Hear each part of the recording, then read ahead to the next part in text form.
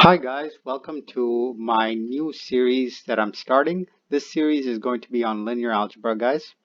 I'm going to do this in parallel with my calculus series. Okay, so what is linear algebra?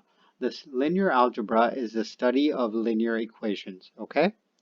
Now let's start by defining what a linear equation is. So any straight line in the xy plane, the Cartesian plane, can be represented by the following equation. A times x plus b times y is equal to d. Okay? Now, in order for for it to be a linear equation, there must be some constraints. So let me describe what those constraints are. Okay? So the constraints is a, b, and d. A, b, and d must be all numbers. Okay? They must all be numbers. So they're enclosed in R. X and y must be linear variables, okay? X and Y must be linear variables. Okay, so this is a linear equation, okay? But this is a linear equation in the Cartesian plane. In general, a linear equation could have more variables, okay? So this is the general form of a linear equation. A1 times x1 plus a2 times x2 plus dot dot dot an times xn is equal to b. This is a linear equation in a higher space than the Cartesian plane. We're going to talk about spaces later on, but just the important thing to remember here is that a linear equation could have more than one variables, but the variables must respect the same constraints. So x1, x2, xn must all be linear, must be linear. And A1, A2, AN, and B must all be numbers enclosed in R. Okay? So that is what a linear equation is. Now let's try to understand what a solution to a linear equation is. Okay? So let's make some space. A sequence of numbers, S1 to Sn, is considered a solution of a linear equation if it satisfies this property. Okay? This is actually not solution set. It's considered a solution of the linear equation if it satisfies this property. Okay? So the property is A1 times S1 plus A2 times S2 plus dot dot dot AN times BN is equal to, not BN, AN times SN. Let me clean that up. AN times SN is equal to B. Now if this equation is satisfied, we can say that the numbers S1 to Sn is a solution to this linear equation. Okay? Now the difference between this equation here and the one I wrote previously here is x1 to xn are variables, but s1 to sn are actual numbers. Okay, so since that's the difference, okay, and this is considered a solution to this linear equation if this property is satisfied. Now that is one solution, but if there's multiple solutions for this equation, okay, so let's say there's another solution, okay, that we could call D1, D2 up to Dn, okay, and this equation also satisfies this property. If this equation also satisfies this property, then we could say that S1 and Sn, S1 to Sn and D1 to Dn form a solution set, okay? They form a solution set. They form a solution set for this equation here, okay? So all possible solutions for this equation, all possible solutions that satisfy this equation are considered the solution set, okay?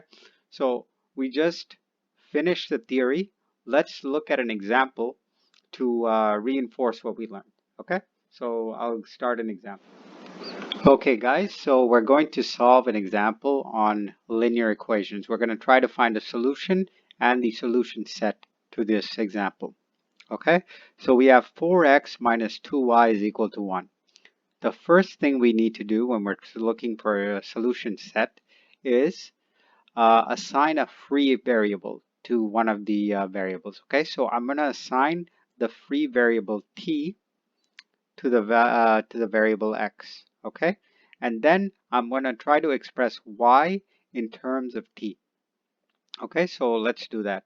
So I have 4 times t, because x is equal to t, minus 2y is equal to 1. So with this, I could rewrite this and rewrite it and actually solve it to be like this, right? Minus 2y is equal to, and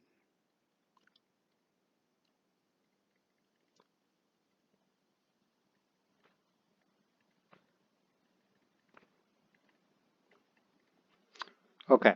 So now I expressed y in terms of t. Okay. So let's find a solution. Let's set t is equal to 1. What do I get when t is equal to 1? I get x is equal to 1, and I get y is equal to 3 over 2, right? Y is equal to 3 over 2. It's 2 times 1 minus a half. We have 3 over 2. Now if we plug this back into here, we have 4 minus 3, which is equal to 1. So we found one solution when t is equal to 1. Let's see if we could find another. So t is equal to 2. Let's assign t is equal to 2. Then x is equal to 2. And then y is equal to 7 over 2, right? Just plug it into this equation, you'll see it. So y is equal to 7 over 2. So when I plug that back into here, I have 4 times 2 minus 2 times 7.5. So that's also equal to 1, right? So I found another equation. So guys, for every value of t I plug in, I'll find a different solution to this equation. So the general solution, or the solution set, can be expressed like so. It can be expressed as minus a half plus, okay, so sorry, let me rewrite that. The general solution, or the solution set, can be expressed as x is equal to t and y is equal to minus a half plus 2t for t enclosed in R. Okay, so this is the general solution, or the solution set, for this example. Okay, so now let's look at a slightly more complicated example, but we're going to do the same approach to solve it. Okay guys, so now we have another linear equation, but we have 3 variables right now instead of 2 like before. So instead of assigning one free variable, we're going to assign 2 free variables. So we'll assign x x1 to equal s, the first free variable, and x2 to equal t. Okay, so now let me rewrite this, and x3, we're going to express it in terms of s and t. Okay, so let me rewrite this with these free variables and express x3 as a solution. Okay, so let's go s minus 4 times t plus 7 times x3 is equal to 5. Let's clean this up.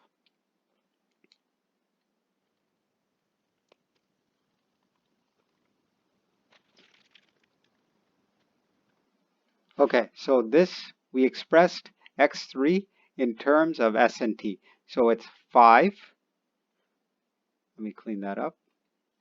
Okay, so we expressed x3 in terms of s and t. So x3 is equal to 5 minus s plus 4t. Okay, so let's try to find one solution.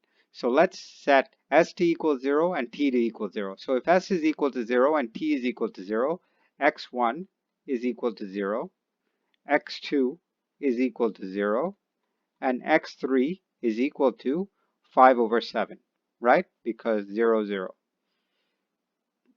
x3 is equal to 5 over 7. And this is when s and t are equal to 0. So let's plug this equation in here and see if we have a solution. We do, right? Because x1 0, x2 0, so we forget about those. 5 over 7, the 7's cancel, and we have 5 is equal to 5. So we found a solution when s is equal to 0 and t is equal to 0. We found the solution.